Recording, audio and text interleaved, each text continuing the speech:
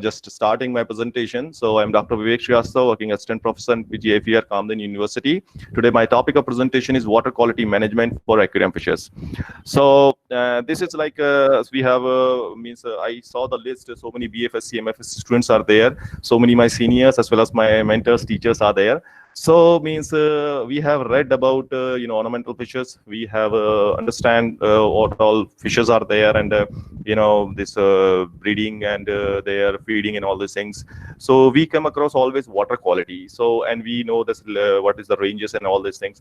But today I just wanted to make it in a different way. I just wanted to focus the dynamics, actually, what is happening there under the water between the parameters. I just try to focus on that. So hope you will enjoy it. So as an introductory part, I am having a slide where in one side I have kept a few guys who are holding some masks, and in the next side I am having one cartoon of one fish which is trying to jump from one ecosystem to another ecosystem. So this is actually what I just try to depict, that today we are living in the COVID era reason, and we are having, what is the main thing happen by that we are compelled to wear mask. We are aware that corona can infect. That's why we are just trying to keep or creating a safe environment for us. But that is not the case with fishes. Means we are keeping in our home, and after that their environment is like our environment is air surrounding us, their environment is water surrounding us. If our air is not okay, we are going to suffocate, it may harm us, maybe we will be in the stress, and finally we will be diseased. Similar things happening for fishes, but the environment is water. I'm audible? Yes. Okay. Yes, clearly. Yeah. Thank you. Okay, so with this background, I just wanted to give some outlines of that water quality. So you are knowing that water quality includes all physicals, chemical, biological. They are just characteristic which regulates the suitability for maintaining fish. It's not about ornamental, it's all about all fishes. Further, poor water quality is the most common cause which may develop morbidity and mortality in the pet animals.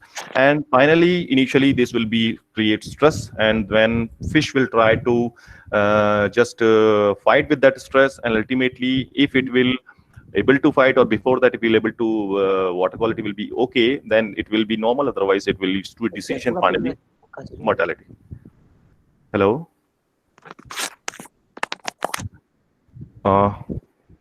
Shall I continue? Yes, it's fine. Okay. So water quality should be some disturbance. Okay, so water quality, and one thing we need to be very much we need to keep in mind during keeping aquarium, we need to perform our water quality regular of time, because as I already mentioned, this is our environment, surrounding environment. It must be okay, it must be clear. If we are having clean and clear water, our fish is going to be healthy and always happy. So water quality should be monitored weekly, and the record must be maintained. The record, why should we maintain the record? Generally, fish keepers, they are not maintaining the records. While maintaining the records, we can come across what was the thing, and we can trace the history, in fact. Okay, so with this next slide, and a part of that, we need to understand one more thing, that each species, like so many, Sajid sir taken very wonderful presentation in that we came across so many fishes are there. People are having different choice, goldfish, guppy, molly, then angel, and all these things, cichlids, and so many fishes are there. They are having different optimal range. Some fishes, they like low pH, some fishes like hard water, some fishes like soft water. So whatever, we need to plan that which fish we are going to keep. According to that, we should understand their water quality parameters. By that only, we cannot keep a cichlids with normal fishes, right? A part of that, second point is that we need to keep, for keeping aquarium, poor husbandry practices such as overcrowding. We should not do this, because overcrowding is a major problem, especially in aquarium.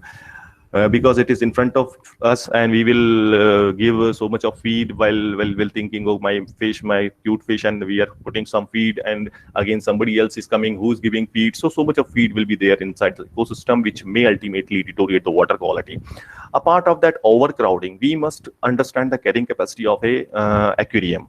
We must go with we must understand how much stocking density and which size of fish we must keep in the our aquarium. Inadequate water flow or filtration predisposes. A part of that, we need to understand there should be a proper filtration system in our aquarium. Then, if at all, while keeping all these things, definitely nothing is going to be a problematic in the future. But if we did not care about water, what may the possibilities? The possibilities may be aquatic or chronic stress. Aquatic, as we all are aware, aquatic means instant. If it is highly like ammonia developed, so much of like hydrogen sulfide ammonia developed, it may kill your fish immediately. Whereas chronic, first of all, the fish will be in the stress, then it will slowly it will die, and they will reduce the immune system, and further some opportunistic pathogens they will they can come on that fishes. So in the next slide, actually, this is a very general range what we are keeping for so many fishes for our aquarium. So temperature, it must be in the range of 24 to 30 degrees centigrade. The DO must be more than 5. pH 6.5 to 8.5. Total hardness must be 100 to 200 ppm. Total alkalinity 50 to 300 milligram. Ammonia and nitrite. You can see here nil, but in our culture, like commercial fish on Katla Rohu and all other, we are having some range. But especially our ornamental fishes, they are very delicate. They don't want to see ammonia in their system, because ammonia will definitely either they will impact on their fin, color, and immune system. So generally, most probably, ammonia should not be in our aquarium. Nitrite as well, whereas carbon dioxide must be less than 50 milligram. Then TSS, less than 50. TSS basically for marine aquariums or brackish water aquarium and where plant communities is there. So, okay, this is the background and some introduction. After that, I would like to just discuss dynamics of especially few important parameters which is really makes which will decide the fate of the fishes and aquarium well-being. So in that, in my opinion, temperature is the most important thing, not only the fishes, for everything. So I will begin with the temperature. Thank you. I'll begin with the temperature I just try to correlate the two parameters together, because this is water quality. We cannot see one thing individually. Of course, they are individually. Temperature is different, DO is different, ammonia is different, but we need to correlate the things. By that, we can understand it in a better way. So here means that the title is Dynamics of Temperature and DO. These two are going together. How it will be? As we are knowing that fishes are poikilothermic organism, means they are adjusting their temperature with the surrounding. Generally, if they will see, this is general statement, only freshwater tropical prefer generally 75 to 80 degree Fahrenheit, whereas marine 70 to 84. Then, but this is due to certain experiments, it found that marine tropical fishes are more sensitive to temperature change rather than the freshwater. See here, temperature difference is another thing. Temperature change is there. Means if there is a change between, means a sudden change in a small interval of time, that may cause much more problematic, because fish will not get acclimatization time. So this is small about temperature. Whereas DO, how DO is related with the temperature. Temperature decrease.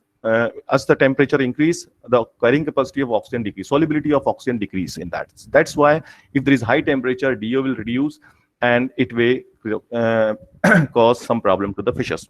Whereas ideal range, I will see this most of the fishes is more than 5 or 6 ppm. So basically, these two. My slides are visible. Hello. Yeah, clearly, Okay. sir. Okay. So it means these two very simple equations, but this is the base of all the available, I should say, living being on earth, in water, on land, everything. This is two equation, simple equation we have learned from our childhood, in fact, 6th, 7th, in fact. That is photosynthesis and respiration. So we'll see this equation in that we are utilizing carbon dioxide, water, source of energy, light, and finally a glucose molecule is forming and oxygen is releasing. How this oxygen, whatever we are inhaling, whatever the fish are inhaling in water bodies, whatever we are inhaling, this is this oxygen through photosynthesis. As a byproduct we are getting.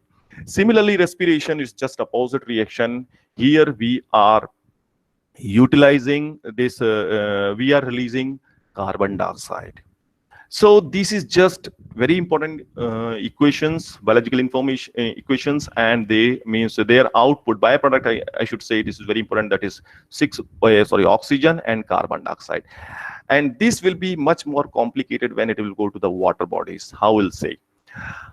See, dissolved oxygen and water temperature, they are having with just wanted to make clear with this graph. This there is a diurnal variation we can see in DO and water temperature.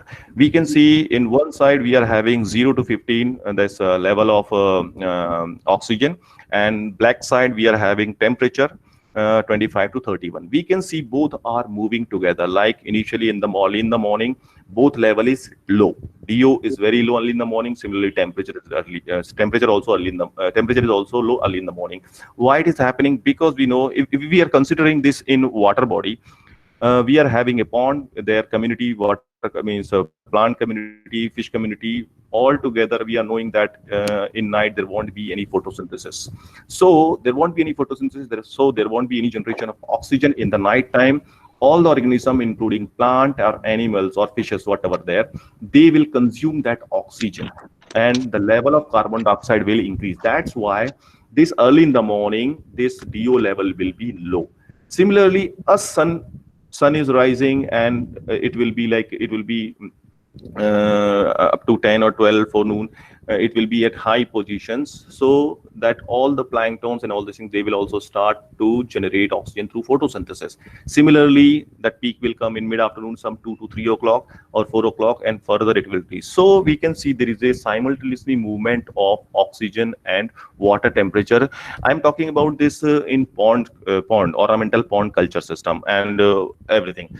And see, we'll see. So this is like temperature and dissolved oxygen dynamics. I'm sorry. So this water temperature also, we can see generally in summer, we will see that fishes are active, whereas winter they are not. Because temperature support fishes for their growth, for their activeness, but up to a certain level only. We'll see generally in shrimp farmers and fish farmers and ornamental also, or fish, they can eat actively in summer time. Why? Because because temperature allow to good metabolic further. Based on that, they will feed, and by that they will get growth as well.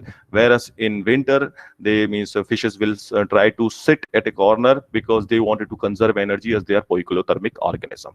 So that is the temperature. But after a certain period of time, when temperature cross a level, then that metabolic will increase so much, and after that, there means the DO level also, that solubility of gases, solubility of oxygen also will reduce. By that, fish will start to suffocate, and it will come under stress, and by that, they'll leave feeding as well. So this is the dynamics of DO and temperature.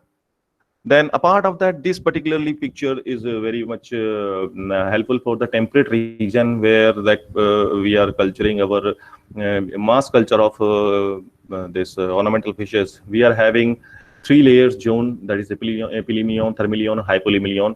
Generally, we can see in epimelion we are having high temperature and high dissolved oxygen, whereas at the bottom, we can call it the stratification of the layer. Generally, it is seeing in the temperate region, and deep ponds, and then low dissolved oxygen and low temperature in the hypolemelion. So these kind of things we need to break during and temperate regions. We don't have that problem in our India, this particularly. So this is all about DO and temperature. And finally, these 3 things. Again, here temperature is in the picture. This is another slide which I just wanted to correlate pH, ammonia, and temperature. Because temperature, as I already mentioned, is a very important thing. It will regulate each and every parameters the way it want. So we will see how it will correlate. So pH, we know that what is pH? pH is the measurement of the hydrogen ion concentration. We are having 7 pH. We are considering it's neutral. Then less than 7 acidic. pH more than 7, this alkaline. Where ideal pH for most of the fishes means that this 5.5 to 8.5, I have covered almost all the fishes, where it's cichlids and all these things, everything.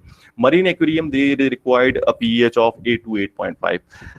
So this is pH, some basic information. We are having a pH scale at the bottom. Now we'll see that's how ammonia, we will go in the details, just some correlations I'm telling. More ammonia is present in the toxic form. We know that ammonia is having total ammonia. We are telling total ammonium nitrogen. Total ammonium nitrogen, basically they are two part. I mean, it's a classified into two halves. That is one ammonia and another is ammonium ion.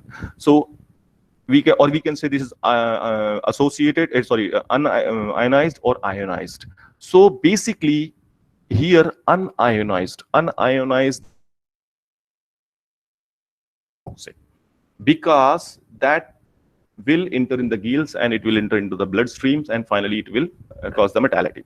So apart of that, another thing we need to understand, slow change in pH are best. If there is a change in pH, suppose if there is change pH, as we have seen from morning to evening, pH change regularly. But if the change of pH is slow, it will cause less stress to the fish. Finally, water with low alkalinity is more likely to undergo pH fluctuation. Apart of that, this pH is indirectly dependent upon the alkalinity that we will see further slides. So if our alkalinity means we need to work more on alkalinity rather than the pH, because if alkalinity will change frequently, pH definitely will change. We will see how it will. So this is the few slides to just to make you introduce with this. So we'll see this dynamics of pH and temperature. What is the relation we can see? So this is almost inverse relation. As temperature is increasing, pH is decreasing, we can say. So if temperature, so we will see if temperature is 10, we are having a pH of 7.3 or 4 something. If we are having a temperature of 30, we are having further decrease in temperature, it will come below neutral. If we are further increasing temperature 40, our pH is going towards the acidic side. So it is again harmful if temperature is increasing, pH decreasing, and both the things is harmful for our organism. So this is what I have discussed. Again, just the brief of that. I just wanted to tell about the ammonia. Then we'll see the interactions. Ammonia is the primary nitrogenous waste product of fishes. What it causes, it damages gill tissue, reducing the resulting in hyperplasia, hypertrophy, and decreasing O2 absorptions. Further, what is happening in this aquatic system? This nitrifying bacteria oxidize ammonia to nitrite and nitrate. This you all are aware that there is a new tank syndrome kind of thing which is happening generally when we are building a new aquarium or we are just keeping our fishes in a cemented tank. So what is happening? New tank syndrome is this new tank pond that lack nitrifying bacteria. As we are aware that it takes some time to develop nitrifying bacteria. So that accumulation of nitrogenous compound will be there. So in that case, maybe the fishes may die early because there won't be any nitrifying bacteria. By that, there won't be any nitrification. So ammonia level will increase and fish may die. So it is advisable in new tanks, you just use biofilters. By that, you can develop more nitrifying bacteria early. So so this is something which I have already mentioned. Two forms of ammonia from the 10, that is ammonium and non-ionized ammonia. In that, our non-ionized form, as I already mentioned, this is toxic. So ammonia is more toxic in warm water at higher pH, and this is again very important. Ammonia is more toxic in warm water, I have mentioned, at higher pH and in decreasing salinity. So this is something we will understand with this graph. So this is simply just I have prepared a slide to make you aware of this how this component ammonia and this ionized and non-ionized ammonia, it will vary with the temperature and pH as well, I should say. So you can see this graph. We are having black dots, big structure, and triangle one. So a triangle one, this is basically we have seen a temperature of 20 degrees centigrade, whereas the dark black part, that is at the temperature of 30 degrees centigrade. You can see initially when like up to 7.5 something, you don't have any problem if the temperature is 20 and 30. But as pH is increasing, suppose the pH is 8.2 at the bottom, means I'm telling about x-axis, you just see. At the bottom, 8.2, you can start to distinguish the changes when the temperature is 20 degrees centigrade and 30 degrees centigrade. At 20 degrees centigrade, we are having low ammonia, whereas at the same pH, at higher temperature, we are having high ammonia. It means that as the pH is increasing, the concentration of harmful unionized part is also increasing with increased temperature. So here the conclusion is this. First thing is that unionized part of ammonia is more toxic. Second part is that it will increase with increasing in temperature. Third is that it will increase with increasing in pH. So if our temperature is increasing, pH is increasing. If our temperature is increasing and if our pH is increasing, the chances of mortality of our fish will be very high. So what we need to understand by that, we need to keep our aquarium at safest place where there won't be any direct sunlight or temperature must be low. Then you can see in pictures, this is also means just percentage of total ammonium nitrogen. You can see at the up temperature 0 degree centigrade, whereas the side value, this is pH. You can see at 7 pH, first line, first row and column, you just see at 10 degrees centigrade, we are having the value of ammonia 0.18. Further, in the same raw, if the temperature is increasing, we are having a value of 0.91 at the temperature of 32 degrees centigrade. So you can see how drastically it is increasing the harmful component if the temperature is increasing at the same pH. In fact, you are having same pH, if temperature is increasing, even though this ammonia make harmful impact, it will increase drastically. So, and this is the general nitrifying cycle, which is common in all aquatic ecosystem. Generally, food and uneaten food or excreta, which is converted into the ammonia. And finally, when ammonia is oxidized, it will convert into the nitrite, and nitrite will convert into the nitrate with the help of here ammonia to nitrate. We are having some nitrifying bacteria, nitrosomonas and nitrobacters. And finally, this nitrate, which was capable, which may convert into the nitrogen gas, as well as they are capable to take by the plants and some plants as well. So this is some important facts about nitrite and nitrate. That ammonia is oxidized to nitrite, as we know, and nitrosomonas and other microbes played a part in that. But here we can see that nitrite is also very harmful to the organism, as they are absorbed by the gills and oxidize the hemoglobin, means that blood component, to methemoglobin. By that, there will be disease happening, and there are all chances that fish will die. So this is equally harmful. Nitrite must be minimum at our aquarium, in aquarium ecosystem. So because it's oxidized hemoglobin to methemoglobin, whereas nitrate is not a such problem, because but again, this is a problem in eggs and fry stage, initial stage, because these stage are sensitive to the nitrate as well. So we can see this this graph is very beautifully showing that how these nitrogenous compounds are converting in the presence of bacteria and oxygen as well. So we can see initially, suppose we have built aquarium, and after that we have just put some fishes in that, and we have started feeding them and some excretion. So initially ammonia will build. You can see 0 to 10 days. 0 to 10, we suppose 0th day, it will take some time, 4 or 5 days to build some ammonia, and further it will increase. And after that, at the 11th or 12th day, some component, means ammonia on ammonia, some bacteria, they will attack on some oxidized conditions, they will start to convert it to the nitrate. So we can see ammonia will continue, and after that ammonia will continue to grow, and after peak, before just peak, in fact I should say, that nitrite development, nitrite will develop. Nitrite, the second nitrogenous compound nitrite will come into the picture, and it will increase And similarly, when ammonia is at the end level, then nitrile will start to convert into the nitrate. So you can see, if we are having in time zone, we can say 0 to 60th day, we can say at the end of the experiments, at the end of the period, we are having so much of nitrate in our system.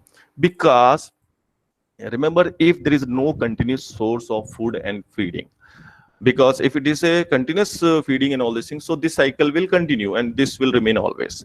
So this is how means overall initially ammonia, then nitrite, and then nitrate will grow into our ecosystem. So this is about ammonia, temperature, and pH. Now, three more important things which we must understand very in a deep sense. That is hardness, alkalinity, and pH. We know that hardness and alkalinity, they are like brother and sister, or I should say, in that more important, alkalinity. Alkalinity is having a buffering action. Buffering action, we all are aware. Buffering action means to resist the change. To whatever the change is there, no, we don't want to make any changes. Whatever it is there, you just be there. They are playing that role here. A part of that, hardness and alkalinity and pH, they are closely associated. We will see how it will be.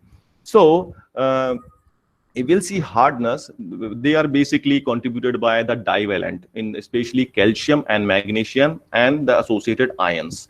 So basically, when we are talking about hardness, calcium and magnesium are primary, and based on that, we have categorized certain water bodies. So in that, if we are having you can see one table on the top, that is soft, moderately soft, slight hard, moderately hard, hard, very hard, and all. So generally for aquaculture, this ornamental purposes, we are having moderately, we are just preferring moderately soft water, 50 to 100 or 150 like that. So we are having a water of 50 to 100. Then we can go for fish, we can go for aquarium keeping and all. Because see, if we are keeping an aquarium, if we don't know these data and all these things, from the very first day, problem will start. So better we should understand water quality. We should take the particular optimum range, and then we can go for that. So this is like moderately soft, 50 to 100, and it is moderately hard. Water is required for this ornamental fishes. And then suppose if there is a change in that, suppose if there is a increase or decrease in there, so we need to increase the hardness. We generally prefer gypsum. Why so? Because other agents are there, but we used to prefer gypsum. Why? Because it will not disturb the alkalinity. As I already mentioned, alkalinity and hardness, they are having a very close relationship. We will try to improve one, other will also improve or decrease or increase. So if we wanted to improve hardness alone, we must go for the gypsum treatment. Apart of that, if we wanted to reduce hardness from a system, we must go for RO system, or better, we can go for a RAS system. By that, we can recirculate the water, we can save the water as well. So this is a small introduction about hardness. Now, second thing, the brother of hardness, that is alkalinity. Basically, it is a carbonate and bicarbonate and their associated product. In that, carbon dioxide also playing very important role. So what is the function of alkalinity? That is buffering capacity. We know that, and you can see this fourth circle. This is fourth and fifth circle is very important. As I already mentioned, that alkalinity is closely associated with pH. So we are having 100 to 150 total alkalinity. We are having a pH range between 7.5 to 9. But if we are having a total alkalinity less than 20, you can see the range become very vast, 6.5 to 10. So you are checking your pH, but your alkalinity is very less than 20. So automatically you will go extreme acidic side and extreme alkaline side. So that's why I told, instead of checking pH, we must take care always about alkalinity. So this alkalinity can be increased with lime. So this is again a small introduction about alkalinity and associated relation. So this is a picture which is showing the relationship between alkalinity and hardness.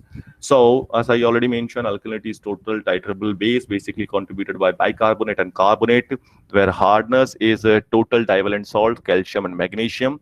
And they are having, means to how they are performing buffering action. They are just associated with calcium, associated with magnesium, and when the time required, they will dissociate it. By that, they are having a internal dynamics according as per the situation. They are doing that. So they are coming up with the several different, this products, calcium bicarbonate, calcium carbonate, magnesium bicarbonate, magnesium carbonate, like that. They are associated and dissociated as per the pH or as per the requirement. So we can see this graph is showing that strong relation of alkalinity and pH. So what is this? We can see this is carbon dioxide when free carbon dioxide, or we can see after during night when every organisms are taking oxygen and releasing carbon dioxide. During that time, we heard several times during early in the morning, we lost so many fishes. Why it is happening? Well, first is DO low, second temperature is low, and third pH is also low. You can see CO2, if CO2 is maximum in the aquatic system, what will happen? It will react with water and form carbonic acid. And that carbonic acid will reduce the pH. So we can see here in the first column of this wave, you can see H2O, and free carbon dioxide, you're having a range that is 4 to 5. That is not optimum for our fishes. Similarly, when the day will increase or this alkalinity will start its buffering action, we will have bicarbonate in our system, and that is required actually. Bicarbonate must be in the system for the optimum or the sustainable growth of our fish. If we can succeed to maintain bicarbonate in the system, our pH will always lie between 7 to 8, 7 to 9. That is what optimum we require. Further dissociation, we are having higher pH carbonate. So this is like how this pH and alkalinity is related. And a part of that I have already mentioned in that second, third circle. I just stressed on third and fourth circle. This low alkalinity and moderate alkalinity, you can see the difference, clear difference here. We are having at y-axis, you are having on y-axis pH and on x-axis time, whereas this dark line is telling low alkalinity, whereas that dotted line is moderate alkalinity. You can see that low alkalinity is having a very high fluctuation, means high fluctuation of pH. You can see 7 to 9, whereas moderate alkalinity, you are having a small fluctuation. You can see 8 to 8.5. So that's why I'm telling, if sudden fluctuation will be there, it will cause to the fishes. Apart of that, we must have a moderate alkalinity in our system. By that, our pH fluctuation will also moderate and it won't harm any fishes. So actually this is some important mechanism or dynamics I just wanted to make you before you. So again, some things which we are always take care in our life, as well as in commercial, as well as ornamental, everywhere these BMPs are very important. So I just wanted to put you some BMPs methods which we must always take care during a keeping aquarium, or we can go for ornamental business as well. So what are the BMPs we need to BMP? First, as thing what I just mentioned, source of the water. We must be very careful about the source of the water. It must be good and sufficient availability of the water must be there, and there should be a practice estimation of total water requirement. We need to initially estimate how much water we required, and if possible, exchange 20% water per day. These are the part of BMPs I'm telling. Then measure the potential of the water source. Means you need to understand what all the parameters of this, what are the optimum range is this. Then quality testing of the source water and optimum range of important quality water. And we need to keep some, in fact, there's some water testing kits as well as to test our water, especially source of water. Then second, water temperature, as I already mentioned, and we need to decide in prior that which species we are going to keep or culture, by that how much temperature it can tolerate, and what will be the impact on metabolism. Such kind of things. So temperature, you must take care about different species. This is simple things. I'm not going to just read this. So then temperature, this pH also we need to understand how pH will work. That we are knowing fish blood pH is generally in range from 7.4, and then optimum we are keeping 6.5 to 8.5. So we must be ready, or we must learn how to, we can correct simple, means if there is a deflection in pH. So generally means for low pH we are just providing calcium carbonate in aquariums 30 to 50 milligram per liter, whereas high aluminum sulfate we can use. If our pH is high in our aquarium, we can go for aluminum sulfate or alum, we can say, at the rate of 5 to 10 milligram per liter. But we need to be very careful when we are treating with higher pH. Why? Because if we are having a total alkalinity above 20, then only we can go for aluminum sulfate. Otherwise, what will happen? It will drastically reduce the pH. If we are having low alkalinity, we must not go aluminum sulfate as a treatment. If we are having high alkalinity, we can go to treat higher pH. And if at all you don't have any options, so you just go for aluminum sulfate plus calcium carbonate 50-50.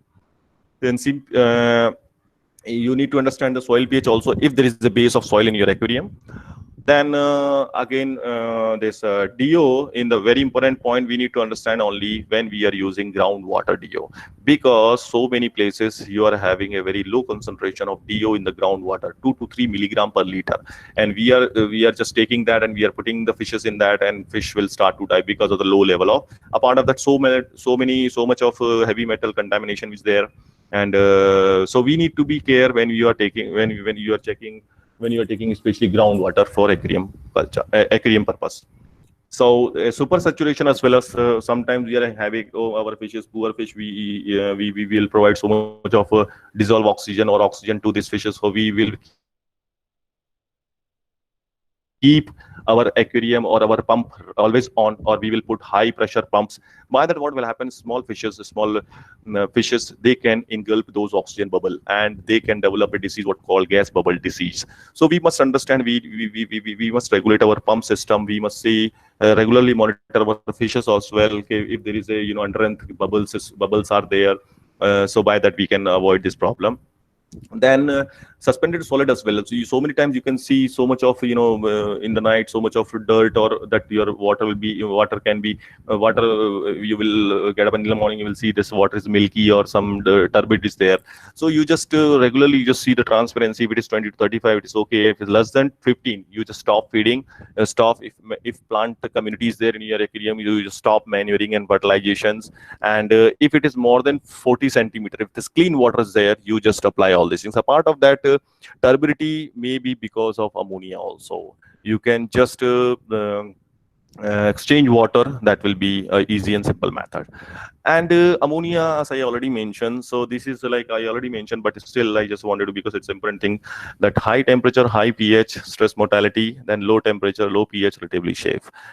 Because in high temperature, high pH, we are having high free unionized ammonia, and low ammonia, that is low ionized ammonia. So how we can get rid of ammonia? We are having only one thing, that is biological filters we can apply in the system. On that, we can develop nitrifying bacteria, which are very, very efficient to convert this harmful ammonia to this nitrate and further. So in biological filter, we need to see it. You can make it by your own. We need to just keep one thing in our mind, that surface area of the system must be very high. So you need to use small size particle, or if it is circular, that is more good. A part of that, you just keep good flow of water from top to down. If you are having a depth material, try to keep less deep material for biological filter beds.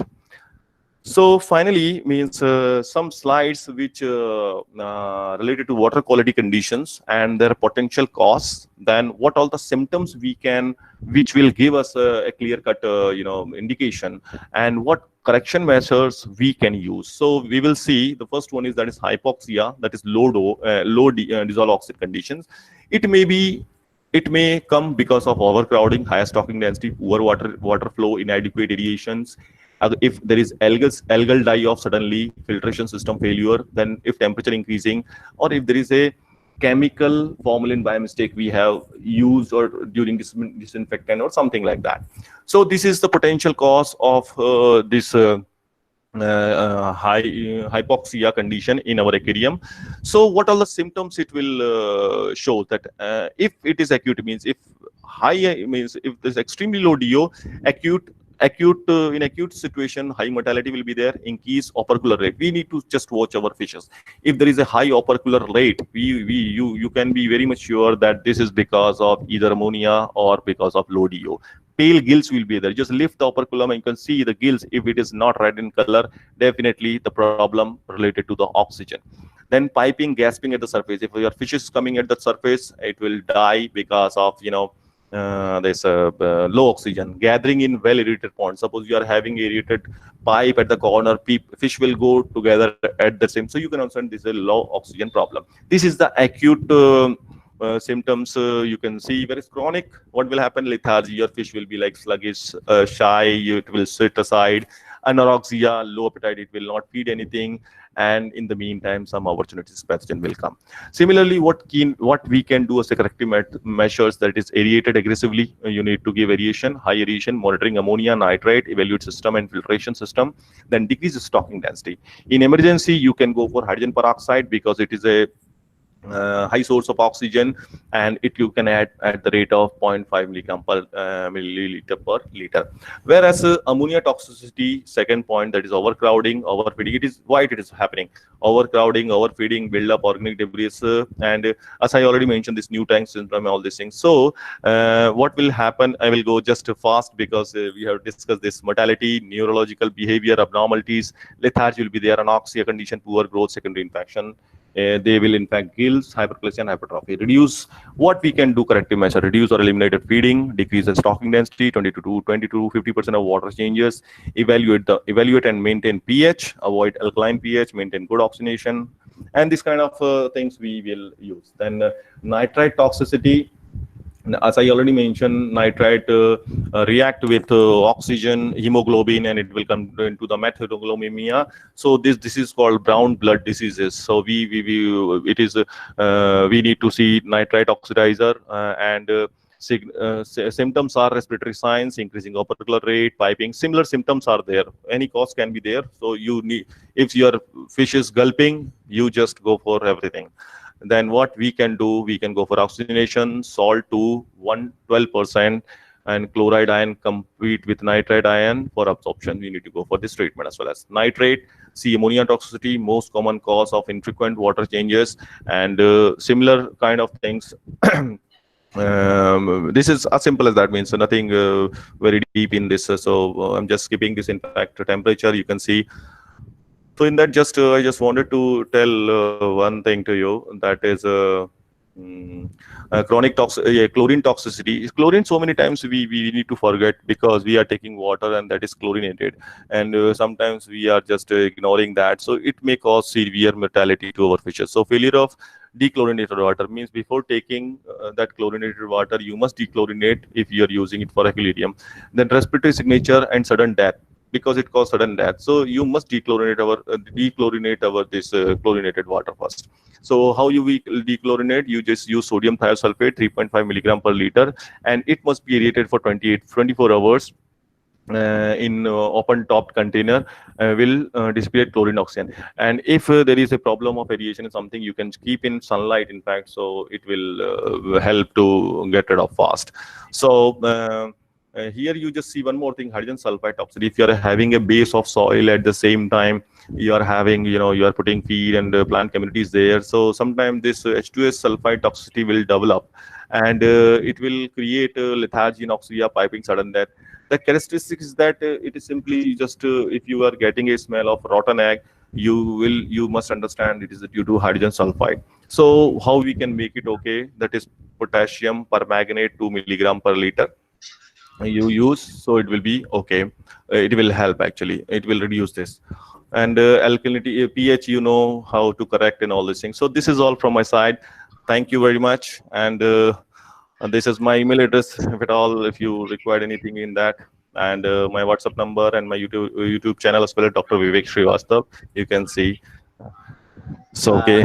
Nice presentation, sir. Actually, Dr. Vivek Srivastava has covered each and every aspects of water quality parameters. which are essential to maintain the healthy aquarium at our home. Thank you very much, sir. Now session is open for discussion. If anyone is having any questions or doubts related to water quality parameter, you are free to ask the questions. Thank you for giving this opportunity. Yeah, please, if you have any query, please ask to me. Krishnan sir.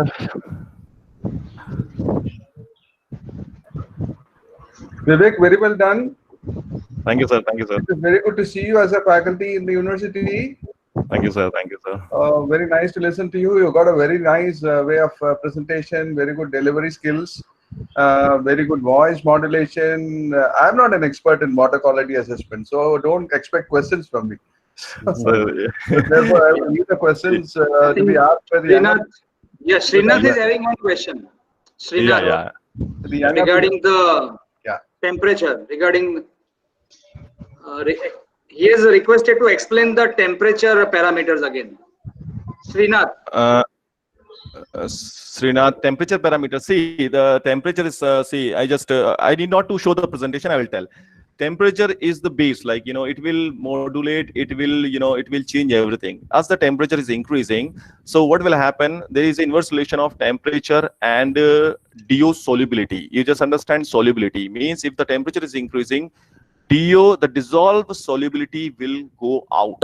So that's why means if the temperature is from 30 to 45, your DO concentration will automatically reduce. Further, temperature is playing a very important role in ammonia toxicity also. Why it's so?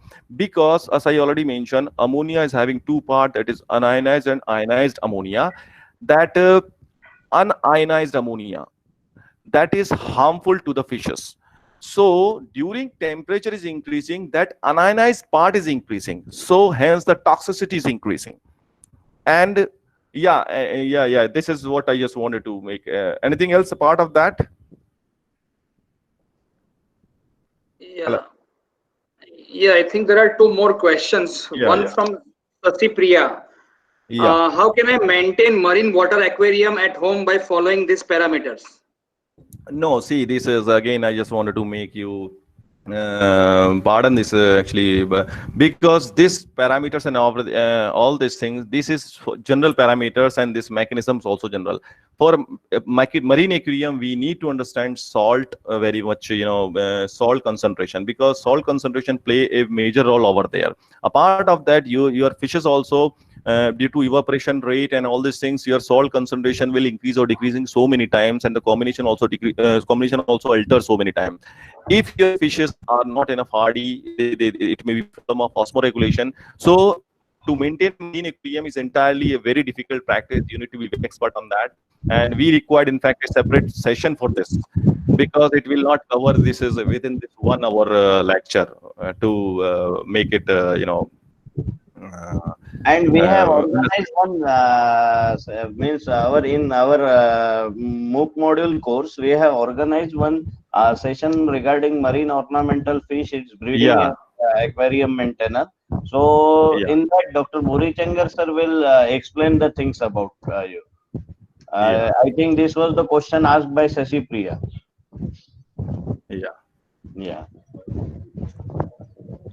So sir, thank you very much. Actually, Krishnan sir, today some of the participants, because of this network connectivity issue, are unable to join the session. This is somewhat means trouble from the internet server and all that thing. We have tried very hard to accommodate much and more participant in the session. But tomorrow onwards, we will specially take care of this thing.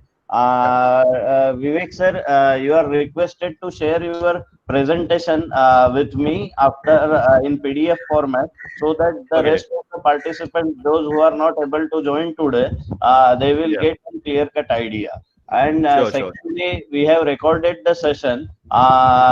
So after today's hour, we will share with all the rest of the participants in our WhatsApp group, for their examination preparations and all that. Dear participants, as you all know, and I think you have gone through the minutes of the meeting, this course is of 4 days. Like it started from today and will end on the 17th of the this month. But on 18th of May, we are having one. You have to go through one examination. In that, we place an 50 marks question. In that, you have to score minimum criteria for passing examination is a 50%. The material through those who are presenting will share with you on your email as well as your WhatsApp. So thank you for patience listening, and surely we are improving day by day for organizing such programs and training. If any inconvenience from our side, so extremely sorry for that. Thank you very much. Okay, thank you, one and all. Thank you very much. So Aditya Patel sir, shall we stop meeting now?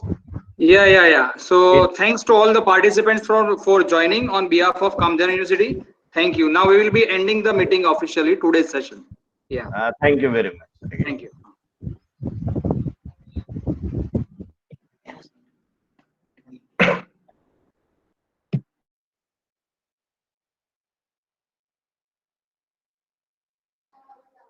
Participants can click on that button, leave the call, or they can close their web browser to leave the meeting.